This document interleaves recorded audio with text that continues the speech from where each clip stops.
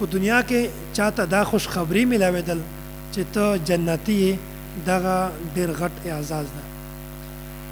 مسند احمد کې حضرت انس بن مالک رضی الله تعالی عنه دا روایت ده، فرمایي وای مونږ یو ورځ د رسول الله صلی الله علیه وسلم سره ناستو، بیا نبی علیه الصلاة والسلام وفرمایل چې ګورئ وس به یو جنتی سړی راشي. وای مونږ کتل چې یو انصاري صحابي را روان ده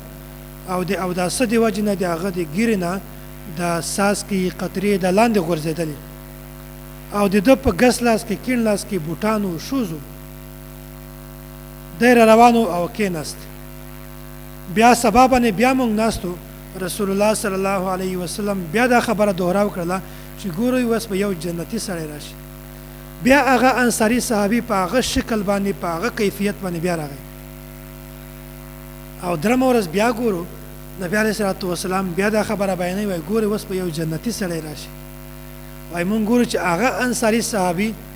چې دوه ورځې مخکې راغلی هغه بیا راغی او د هغه کیفیت و هغه د اوداسه ول کیفیت و کیڼ لاس کې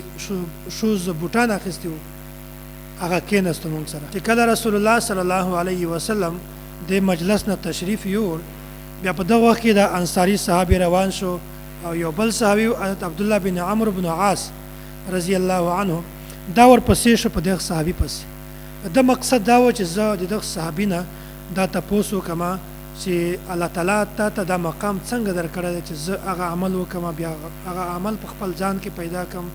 د دغو اعمالو تپوس وکړم. بیا دا صحابي ورپسې ده، بیا د انصاري صحابي ته وویل چې دما خو کور کې لږ مسایل دي، مشکلات دي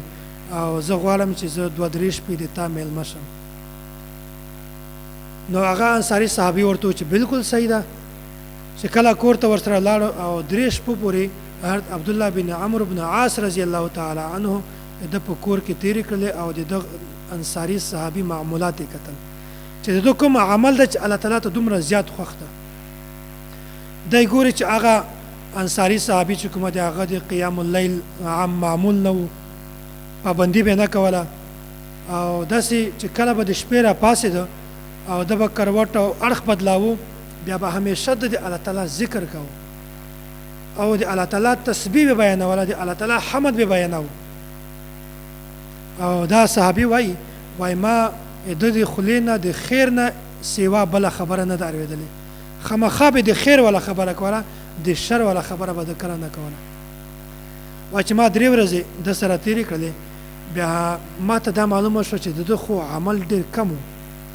څنګه الله تعالی دا مقام ورکړی دی. بیا ما په زړه کې دا خیال راغی چې زه به د ده نه دا تپوس کوم چې تا ته الله تعالی دا مقام څنګه درکړی، تا خو عمل دومره کم دي. وایي زه د انصاري صحابي ته ورغلم او ورته وویل چې د ما خو کور کې څه مشکلات نه وو، خو بهرحال د ما مقصد دا و چې زه د تا نه د یغو اعمالو تپوس وکړم، د یغو کارو تپوس وکړم چې کوم ته کوې او کوم باندې الله تعالی تا ته دا مقام درکړی دی. وایي مونږ 3 ورځې د رسول الله صلی الله علیه وسلم سره تېرې کړې او 3 وارې رسول الله صلی الله علیه وسلم دا خبره بیان کړله. وایي ګورئ اوس به یو جنتي سړی راشي، خو ته راغللې 3 ځله ته راغللې، دې مطلب دا چې ته جنتي یې او د تا اعمال دومره کم دي. نو ده تپوس یې نه وکړ چې دا خو تا اعمال دي، بس د شپې خالي ذکر کوې، الله تعالی یادوې، د الله تعالی حمد و ثنا کوې، تا خو دومره زیات اعمال نه دي. دغه انصاري صحابي ورته چې بس د ما دغه اعمال دي چې کوم تا وکتل، په دې نه زیاتی د ما اعمال نشته. بهرحال حضرت عبدالله بن عمرو بن عاص رضی الله تعالی عنه روان شه، ځینې دغه انصاري صحابي بیا اواز پسې وکړو چې راشه او دی راوبله او ورته ویل چې ما خو چې کوم اعمال کول اخو ته په سترګو باندې ولدل، خو چې ما کوم اعمال دي، خو ځینې د ما کارونه داسې دي چې هغه په سترګو باندې نه لیدل کېږي. ده ورته وویل چې هغه کارونه دا دي چې زه د یوه مسلمان ورور په باره کې په خپل زړه کې حسد نه ساتم، په خپل زړه کې د چا په باره کې زه کینه بغض نه ساتم. بیا په دغه کې عبدالله بن عمرو بن عاص رضی الله تعالی عنه ورته وویل وایي دا د تا امتیازي خوبي ده، دغه د تا خوبي ده چې الله تعالی په دې وجه باندې تا ته دومره غټ مقام در نصیب کړی دی. نو دومره غټ مقام الله تعالی دغه صحابي ته ځکه ورکړی ده چې دغه په زړه کې د یوه مسلمان ورور په باره کې نه حسد و نه کینه وه نه بغض و. نو موږ ته هم د دغه واقعې نه د دغه خبرې نه د دغه حدیث نه دغه سبق حاصلول پکار دي چې مونږ تاسې به کله هم د چا په باره کې حسد کینه او بغض دا کله هم نه ساتو